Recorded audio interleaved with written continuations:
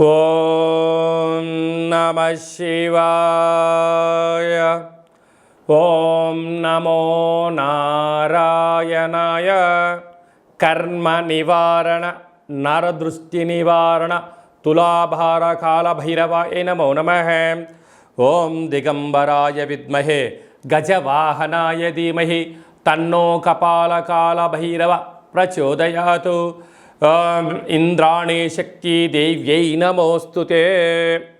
హరి ఓం. మా ఛానల్కి స్వాగతం. చూస్తున్న వీక్షకులకు ప్రేక్షకులకు ప్రియ కాల భైరవ భగవద్బంధువులకి స్వాగతం పలుకుతూ మమ్మల్ని ఎంతగానో ఆదరిస్తూ ఉండబడినటువంటి ప్రియ సోదర సోదరీమణులకు, సనాతన ధర్మ సంరక్షకులకు, జ్యోతిష్య అభిమానులకు గురువుల యొక్క ఆశీస్సులు అందరిపైన ఉండాలని, అందరికీ శ్రీ కపాల కాళ భైరవ స్వామి ఆశీర్వాద చేత అందరూ నిండు నూరేళ్ల ఆయురారోగ్యాల చేత విద్యార్థులకు విద్య, ఉద్యోగస్తులకు వ్యాపారస్తులకు వ్యాపార ఆకర్షణ, ధనాకర్షణ కలిగి ఎవరికి ఎలాంటి కష్టాలు లేకుండా ఐశ్వర్యాన్ని, ఆనందాన్ని, కష్టపడే తత్వాన్ని ప్రసాదించాలని కాళభైరవ స్వామిని కోరుకుందాం. 16/7/2024 నుండి 31/7/2024 వరకు పుట్టినటువంటి వారందరికీ కూడా ముందస్తుగా జన్మదిన శుభాకాంక్షలు.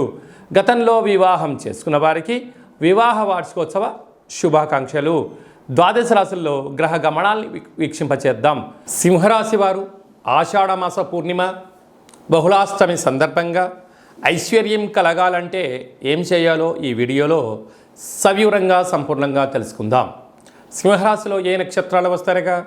మఖా నక్షత్రంలోని 4 పాదాలు, పుబ్బా నక్షత్రంలోని 4 పాదాలు, ఉత్తరా నక్షత్రంలోని 1 పాదం కలిపితే సింహరాశి. చాలామందికి పుట్టినటువంటి కాల సమయంలో డేటా బర్త్లు లేనటువంటి కారణం వలన పేరు యొక్క మొదటి అక్షరాన్ని అనుసరిస్తూ ఆ రాశిని తెలుసుకొని ప్రయత్నం చేద్దాం. మా, మీ, ము, మే, మో, టా, టీ, టు, టే అక్షరాల వరకు సింహరాశి జాతకులే. సింహరాశి యొక్క అధిపతి రవి భగవానుడు. కనుక ఈ ఆషాఢమాస పూర్ణిమ సందర్భంగా, బహుళాష్టమి సందర్భంగా ఎర్రటి గుమ్మడికాయలో కూష్మాండ దీపాన్ని పెట్టడం, అమ్మవారికి బోనం మోయడం, అమ్మవారి దగ్గర శాఖను పోయడం వలన ప్రభుత్వ అధికారులతో విభేదాలు తొలగిపోవడం, నరదృష్టి శత్రు ప్రభావాలు సంసిపోవడం, మీరు ఏదైతే అనుకుంటారో అన్నింటా విజయం సింహరాశి వారి సొంతం అని చెప్పి గమనించగలగాలి. అలాగనే ధనావాకు కుటుంబ స్థానంలో కేతు సంచార స్థితి ఉండడం వలన ఏదైనా ఒక పని చేసేటప్పుడు, ఏదైనా ఒక మాట మాట్లాడేటప్పుడు 1కి 10 సార్లు ఆలోచించి మాట్లాడడం మీకు ఆనందాన్ని, ఐశ్వర్యాన్ని సొంతం చేస్తుంది. ఏది పడితే అది నేను మాట్లాడతాను అన్నట్లయితే మీ యొక్క స్థాయిని, మీ యొక్క విలువలను తగ్గించుకోవడమే మీరు ఫైనాన్షియల్గా మీరు ఇబ్బందికి గురి అవుతారు అని చెప్పి గమనించాలి. సప్తమ స్థానంలో శని సంచార స్థితి ఉండడం వల్ల ప్రేమికుల మధ్య సయోధ్య, ప్రేమికుల మధ్య అన్యోన్యత, నమ్మకం చాలా అవసరం.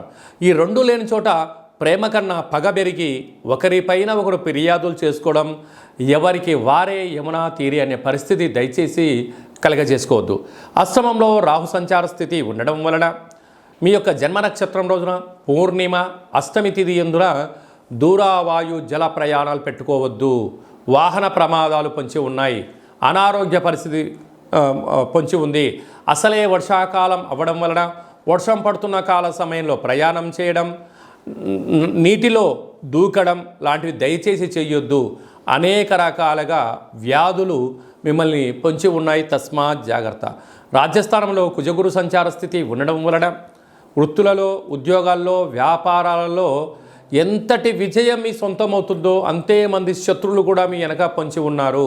కనుక వీలైనంతవరకు తప్పులు చేయొద్దు. మీ ఫోన్లు కానీ, మెయిల్స్, మెసేజ్లు, వాట్సాప్లు ఎంతో జాగ్రత్త అవసరం. లేకపోతే బ్యాంకు యొక్క లావాదేవీలు, ఓటీపీలు దొంగలించబడి మీరు అనేక రకాల ఇబ్బందికి గురయ్యే అవకాశం చాలా అధికంగా ఉందని చెప్పి గమనించాలి. వ్యయంలో రవి, బుధుడు, శుక్ర సంచార స్థితి ఉండడం వలన అనవసరమైన ఖర్చులు పెరగడం, అనవసరమైన ప్రయాణాలు, విందులు, వినోదాల్లో పాల్గొనడం, గొప్పలకు వెళ్ళారా అప్పులు చేసి ఆ పార్టీని చేసే పరిస్థితి ఉంటుంది. వస్తారు, ఆహా ఓహో అంటారు, తింటారు, తిరుగుతారు, తాగి వెళ్ళిపోతారు. ఈ అప్పులు కట్టుకోవడానికి నీకు 7 కాలం టైం పడుతుంది. కనుక దయచేసి గొప్పలకు వెళ్ళొద్దు, ఉన్న దాంట్లోనే మౌనంగా ఉండండి. స్థిర చరాస్తులను పోగొట్టుకోకుండా మానవ ప్రయత్నం చేయండి.